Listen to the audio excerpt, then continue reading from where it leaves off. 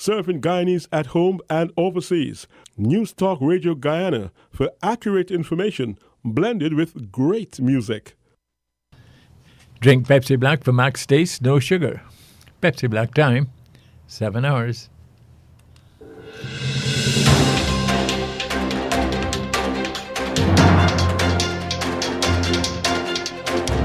The news from Guyana, the region and the world. Compiled in the News Talk Radio newsroom and powered by DemeraraWaves.com.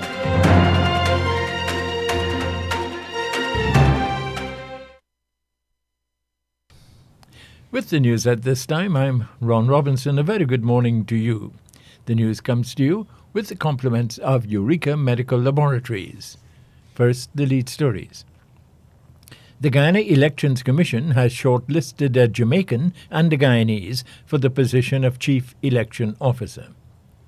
3 members of the Accreditation Committee for the People's National Congress Reform's upcoming Congress and internal elections have stepped down.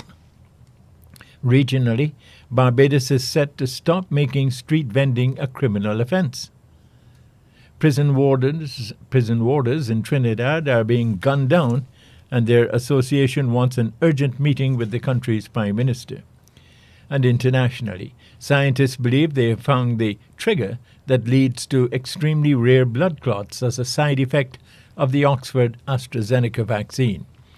Those are the lead stories. The details of these and other stories in a moment. A COVID-19 PCR test is now mandatory for many routine activities, including travel and return to work purposes. At Eureka, our trained and experienced staff will ensure confidentiality while your test is conducted in a professional and timely manner with results in just 48 hours. So the next time you require an efficient and hassle-free PCR COVID-19 test, call 624-8378, 608-8378, or 623-7233 to schedule your appointment. You can also ask about our house call testing service. And now the news in detail. The Guyana Elections Commission will next Monday interview former regional manager of the Electoral Office of Jamaica, Leslie Harrow, and a former Guyanese Deputy Chief Election Officer, Vishnu Prasad. This is to ascertain who should be appointed the next GCOM Chief Election Officer. Pro-People's Progressive Party, PPP Elections Commissioner, Bibi Shadiq, says GCOM Assistant Registration Officer, Anil Giddings, and former St. Kitts and Nevis Election Supervisor, Eugene Petty, did not make the list. Already, Ms. Shadiq has said that Mr. Prasad is the most qualified and experienced for the post of Chief Election Officer. Given the split among the three government and opposition-aligned election commissioners, the GCOM chairman, retired Justice Claudette Singh, might have to vote to break the tie. A Partnership for National Unity plus Alliance for Change, APNU plus AFC Elections Commissioner Vincent Alexander said the GCOM chairman, Claudette Singh, included Mr. Prasad but gave no reason for doing so. That decision was taken despite concerns that his previous position as GCOM's Public Relations Officer was not a senior appointment and that he had not served 10 years as Deputy Chief Elections Officer. 3 members of the Accreditation Committee of the People's National Congress Reform, PNCR, yesterday stepped aside over concerns about conflict of interest. They are Ganesh Mahipal, Annette Ferguson, and Carol Smith-Joseph. Sources say that they decided to step aside after concerns intensified that they have been campaigning for candidates for the position of leadership. Mr. Mahipal and Ms. Ferguson have been openly campaigning for Joseph Harmon, and Ms. Smith-Joseph has been campaigning for Aubrey Norton. Sources say that a call has since been issued for nominees to replace Mahipal, Ferguson, and Smith-Joseph. A call was made at yesterday's Central Executive Committee meeting for the General Secretary of the PNCR, Amna Ali, to be suspended. This is because she is also a known supporter of Mr. Harmon. Health Minister Dr. Frank Anthony says that authorities are working aggressively to locate HIV-positive persons who have stopped returning to clinics for treatment due to the COVID-19 pandemic. He says that at the start of the pandemic last year, March, many services had been shut down and a number of HIV-positive persons did not go for treatment. Now, COVID has presented some unique challenges for us because at the beginning of the pandemic, one of the things that were done was to shut down services so that people were not in contact with healthcare. And that had, in a way, a detrimental effect. And so gradually we were able to reopen and bring back confidence where people can come to the various treatment sites and receive treatment.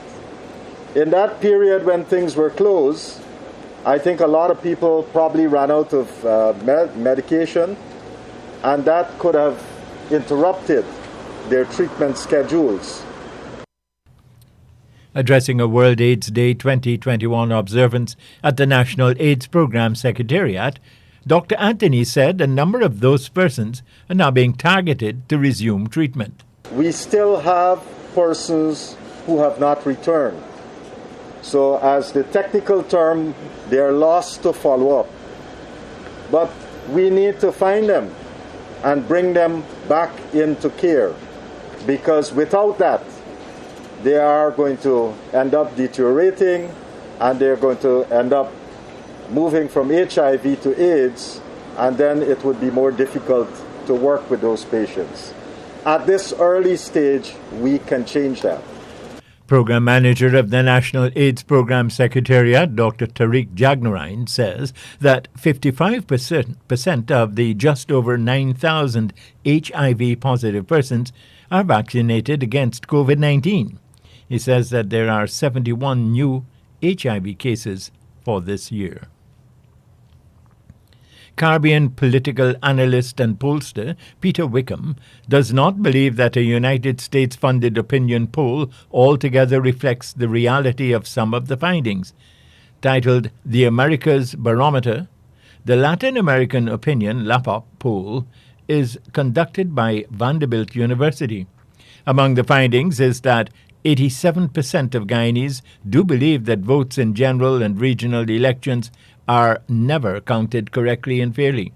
While Mr. Wickham questions the methodology being used by the LAPOP poll, he is not taken aback by that finding. I'm familiar with the LAPOP poll and the methodology, and let me just say that, in terms of where many of the questions are put, I think almost you beg people to give a suspicious response.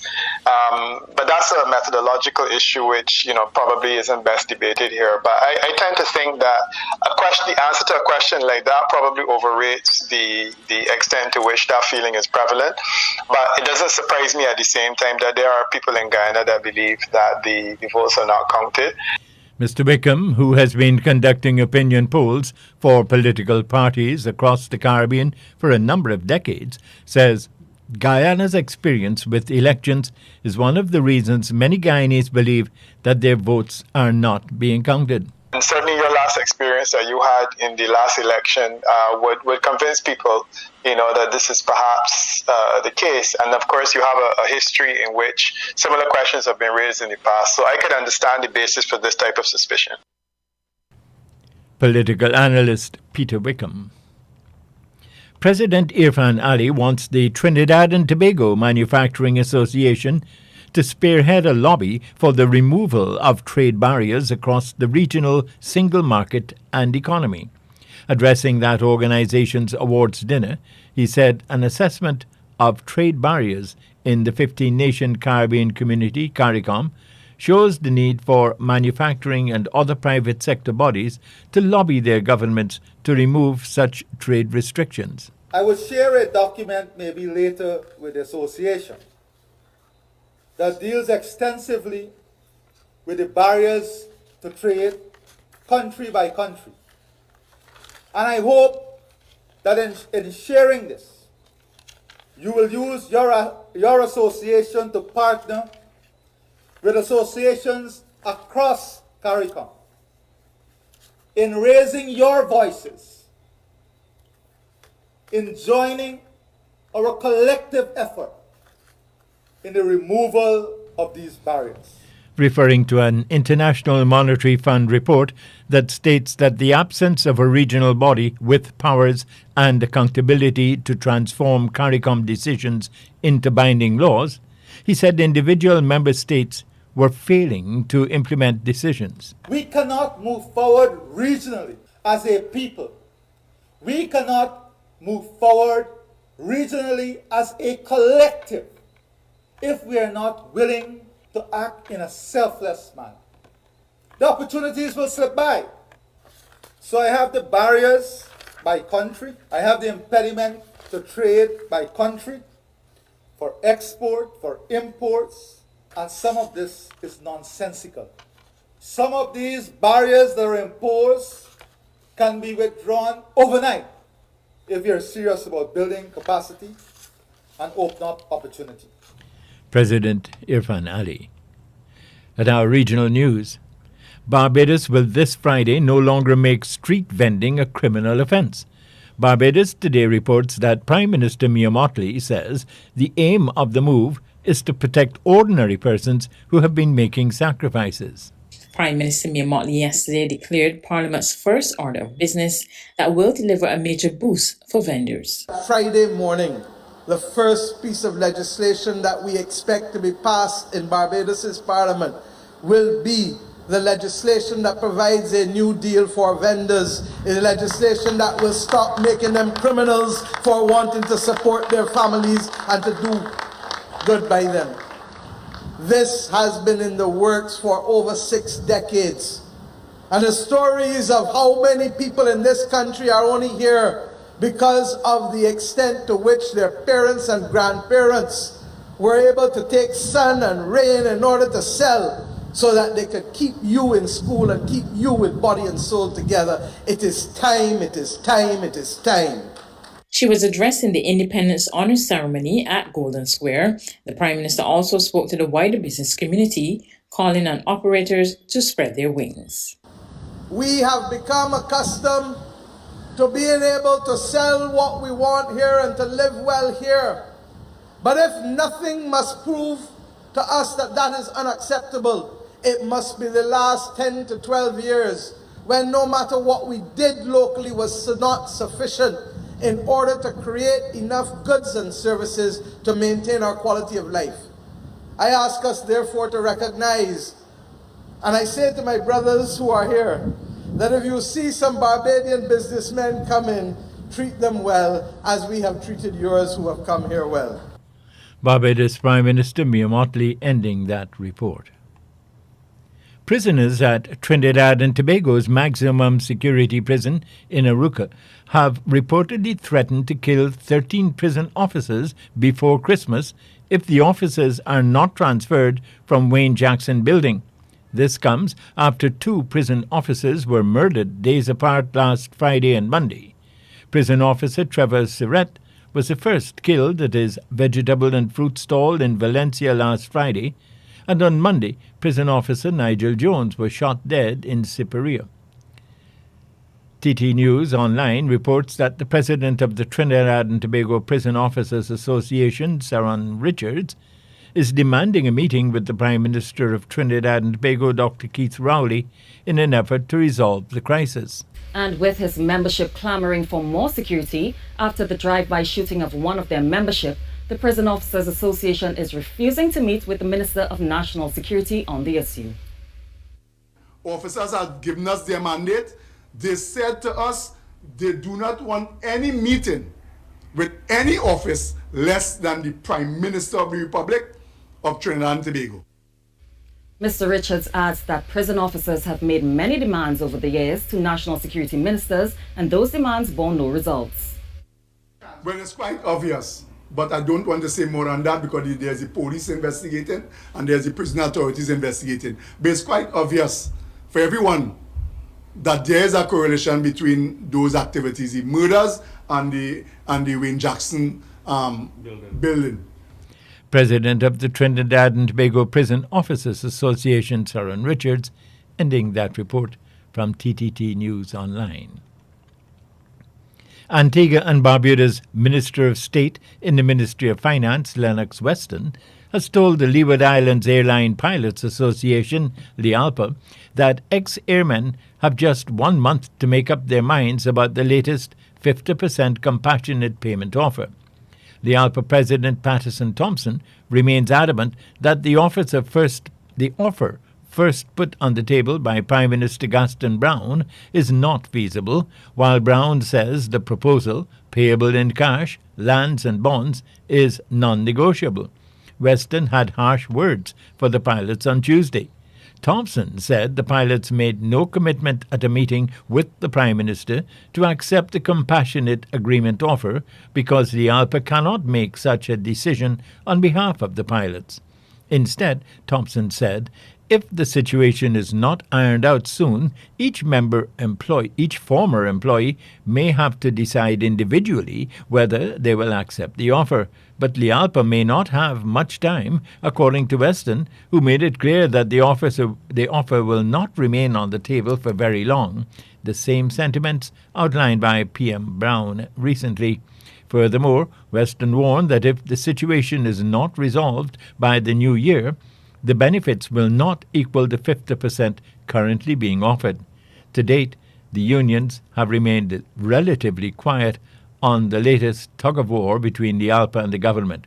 Since more than 90% of the airline staff were temporarily, then permanently laid off in April 2020, they have been calling for their complete severance and other commitments and entitlements, totaling nearly $44 million. And now for international news, we join the BBC World Service. BBC News. Hello, this is Jerry Smith. Scientists believe they found the trigger that leads to extremely rare blood clots as a side effect of the Oxford AstraZeneca COVID vaccine. The researchers in Britain and the United States have shown how a protein in the blood can be attracted to a key component of the jab. James Gallagher reports. The Oxford AstraZeneca vaccine is estimated to have already saved 1 million lives from COVID around the world, whereas people going on to have blood clots is extremely rare. However, there has been a scientific detective hunt to explain the clotting connection. The researchers showed the outer shell of the vaccine, which is built from a common cold virus, is extremely negatively charged.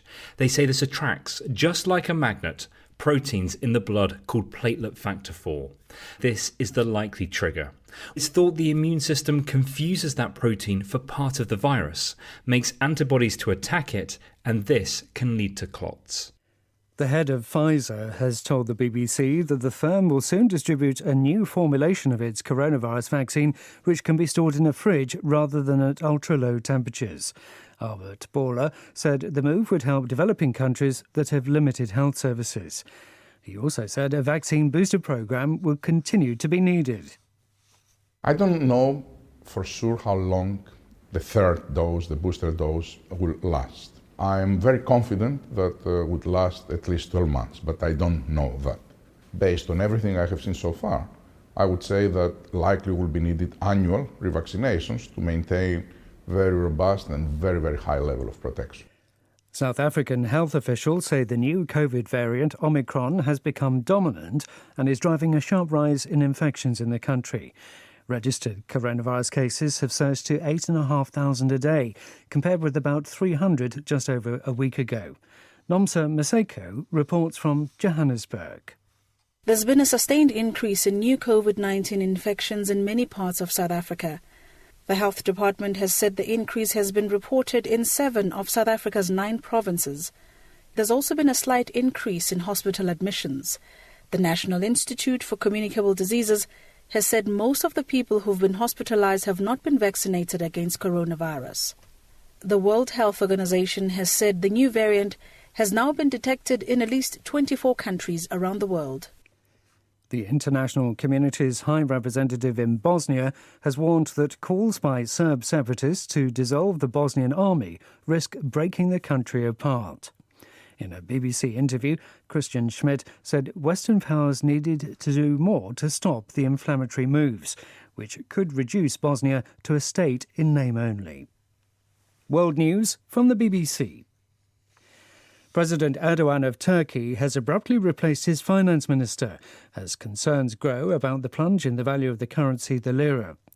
Lutfi Elvan had spent only a year in the job and had reportedly disagreed with Mr. Erdogan's policy of cutting interest rates aggressively. Turkey's central bank has made 3 rate cuts in the last 2 months. The World Bank is reported to be backing the release of more than $250 million in frozen funds for Afghanistan to help ease a growing humanitarian crisis there. Sources say the cash from the Afghanistan Reconstruction Trust Fund will be redirected to 2 aid agencies. The decision has to be approved by the fund's donors, which include the United States. Advisers to the British government have warned that the UK is nowhere near making the cuts in greenhouse gas emissions that were agreed at the UN summit in Glasgow last month. According to the Climate Change Committee, the UK is showing leadership in principle, but not in practice. Here's Roger Harrabin. The Climate Change Committee says there's still a huge gulf between the UK's targets and the policies needed to deliver them. Some green groups say Britain should impose more ambitious targets now to hold global temperature rise to 1.5 Celsius above pre-industrial times. The committee rejects this idea. It says the UK should actually hit the targets it has already set. It says this would be a better example to the world. Beijing has accused the Women's Tennis Association of politicising sport after the WTA suspended tournaments in China because of concerns for the player Peng Shuai. The WTA said it could not allow its athletes to compete in China, while it suspected Ms. Peng was neither free nor safe. Last month, the Chinese player accused a former senior communist leader of forcing her into a sexual relationship. BBC News. And that's the news to the moment. Don't let the fear of contracting the coronavirus disease deter you from seeking the medical care you need.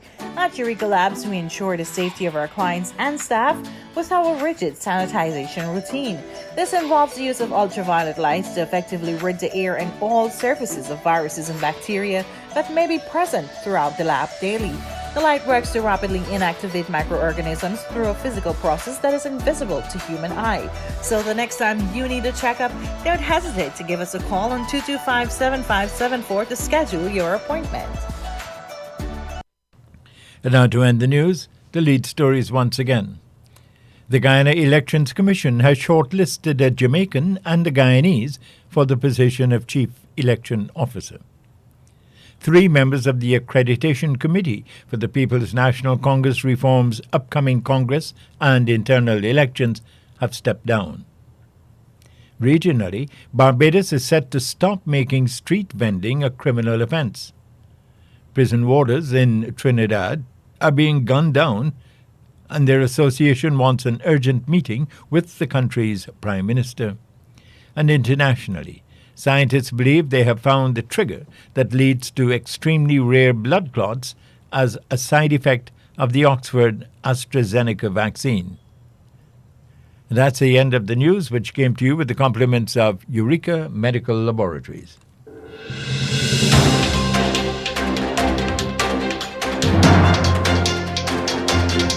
This has been the news, compiled in the News Talk Radio Newsroom. For ongoing updates, visit demerarawaves.com, and you can check facebook.com/demwaves and twitter.com/demwaves.